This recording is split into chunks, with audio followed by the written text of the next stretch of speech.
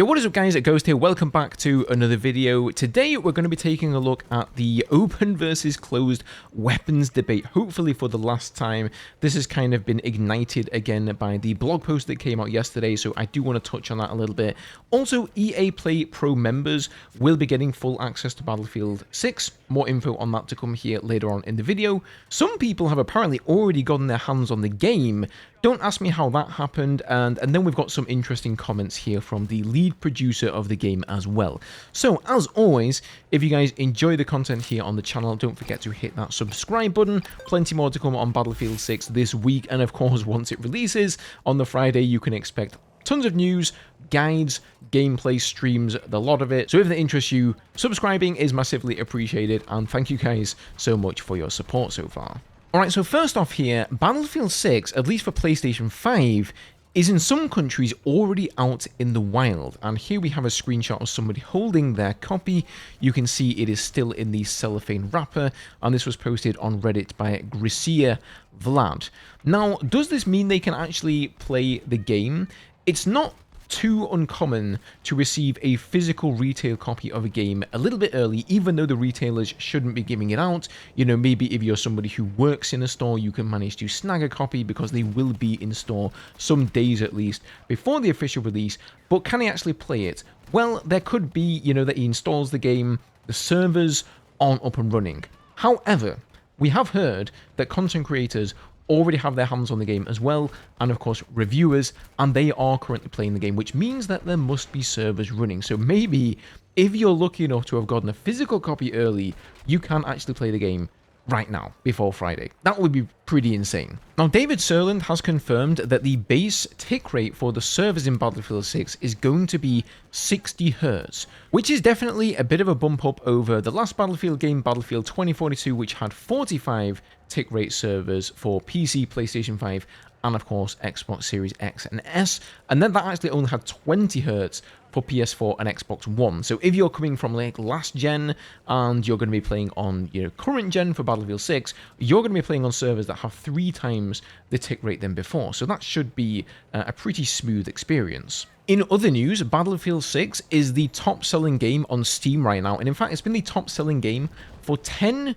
weeks, which is insane. Right now it's even outselling Counter-Strike 2, which is of course a free-to-play game, and it's always at the top of the top-selling list on Steam. So the fact that Battlefield 6 has topped it, and for this many weeks, is pretty crazy. I think there are going to be a lot of players. I just can't wait to see how many people like log in on Steam alone. And then we've got the EA app. I think it's on Epic Game Store.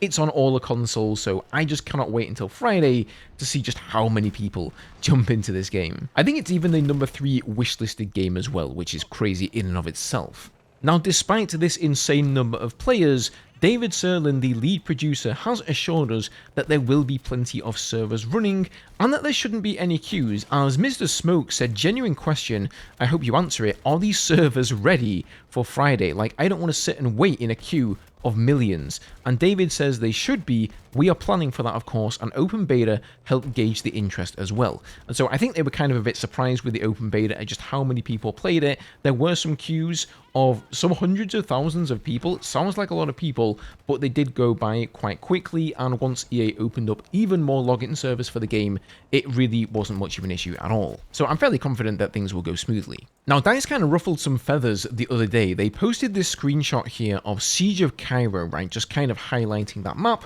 We all played it in the beta, and we know that there was a lot of rooftop camping going on. There was a lot of glitching going on and exploiting, getting to places that you shouldn't be able to get to on this map.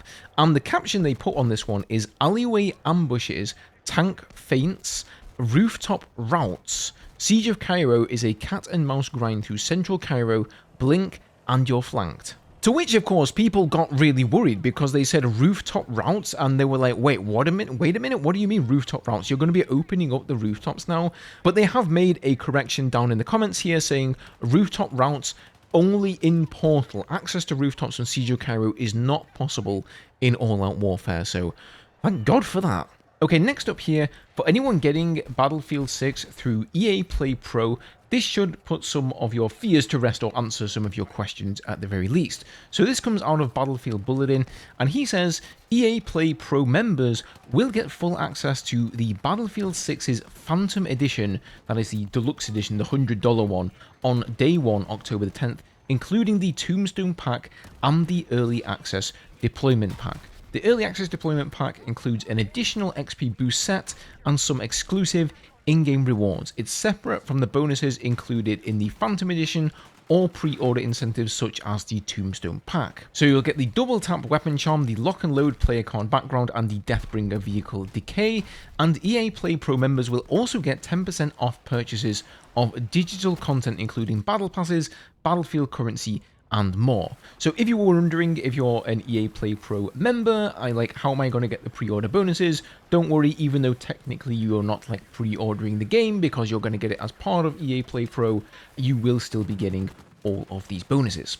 Now finally here, for those of you who watched the video yesterday where we went over the blog post that DICE just put out, one of the major subjects in that blog post was some of the testing that was done in the open beta with the closed weapons playlists and the open weapons playlists. And one of the interesting paragraphs that they left in there was this one. They said, lastly, another key insight from the open beta was that the vast majority of players, after trying both playlist types, chose to stick with open weapons. This reinforces our belief that open weapons is the right path forward for Battlefield 6. At the same time, we recognise that some players prefer the closed weapons experience, and to support them, official closed weapons playlists will be available at launch. Now, I kind of pricked up my ears to that, because what they're saying here is oh well, we've done some testing in the beta, and now the stats are showing us, surprise, surprise, that you, the people, the players, prefer the open weapon system, which is of course what DICE and EA would like, over the closed system. But in my opinion, it seems pretty biased here in favour of the open weapons. It seems a bit skewed, and that's for a number of reasons. First of all, the open weapon system was presented and labelled as the default normal Battlefield 6 modes, while the closed weapons, it kind of almost carries a negative connotation to it, right? If you're a new player, you're casual, you don't know what Battlefield is, you come in and it says closed weapons, you kind of think, ugh, closed? I don't want my weapons closed off from me. I'm not gonna click on that playlist. I'm not playing that one. Second of all, of course, for the first few days of the beta, the closed weapons playlist was kind of put off screen, you couldn't even see it as one of the main tiles when you logged in, and once people started to complain and kick up a fuss, they did of course move it over, but I'm sure that had an effect on the data. And then thirdly, you also couldn't play every single game mode with a closed weapons variant. They only had one or two of them in there, so maybe you could play closed weapons rush or closed weapons TDM, but you could only play breakthrough if you played open weapons. So, if you wanted to play that specific game mode, then you had to play open weapons. So once yesterday I did say, hey, if more people want to play open weapons than closed, even though I am a pro closed weapons advocate, I don't mind eating my hat and getting behind that. If that's what the players want, I'm fine with it, and quite frankly, it doesn't really affect me that much at all. But I do have to kind of come out here and say that this data, it just seems to be quite biased to me. Now, David Serland has once again come in here, and he says that we normalize for placement impact, of course. That's a given in any data comparison. We did measure placement impact across the beta on all of the tiles, as you may have noticed. Yes, they moved around a lot. We did this to all tiles, Conquest versus Breakthrough, etc., to see how much tile placement impacted pick rates and how single mode versus playlist with multiple modes differed, etc. So it sounds like what he's saying here is that even though there were fewer closed weapons playlists than open ones, they basically normalized the data here, presumably by giving some sort of an arbitrary stat weight to the closed weapons playlist. So I don't know, maybe they said a click on the open weapons one is worth 0.8, whereas a click on the closed weapons one is worth 1.2. That sounds like an incredibly complicated thing to do. I'm not, a statistician or anything. I don't really understand how you could do that. And in my mind, it's almost impossible to quantify that data and end up with these results that unanimously say open weapons is better than closed weapons. Now, a lot of people have also pointed out that they're not comparing necessarily all of the playlists. All they're saying is that there were a larger percentage of people who tried the closed weapons playlists and then went back to open weapons again, presumably because they preferred that, and that's where they're drawing those statistics from. All in all, I do have to say I understand the people who are pro closed weapons. It really looks like DICE and EA have sort of set up this data collection here to aid them and really push their agenda forwards. I don't know why they're pushing this agenda forwards. I honestly think if they would have just come out and said, hey guys, we're going to have closed weapons, or just not mentioned it at all, nobody would have complained. Nobody would have been bothered by that. But instead, they decided to really go against the grain, and they've just been pushing and advocating for this open weapon system. What is the reason behind that? Is it something to do with the Battle Royale? Is it something to do with the future of the game going forward? Is it because there are more casual players coming into the game from other franchises and titles like Call of Duty where they're used to open weapons? I couldn't really tell you. But you know what I think a bigger and more important question is, guys? No matter which side of the fence you sit on, does it really matter? Is it actually going to affect your enjoyment of the game that much? And I think Westy, he put out a tweet yesterday, and I think this sums it up fantastically, and it says, brutal truth, casuals won't care about closed weapons, or open weapons, or even what weapon they're using most of the time. They just want to play Battlefield. And I think that's really what it is when it comes down to it. Most people out there, whilst I may be, you know, somewhat of a Battlefield fanatic, and I guess a lot of you guys who watch my channel are as well, the vast majority of players, and there's going to be a lot of new people coming in, guys, just don't care. They really don't have an issue with it, and it's probably a minority who are actually kicking up a fuss about it, myself included, but really it's not going to affect me that much whether we have open weapons or closed weapons.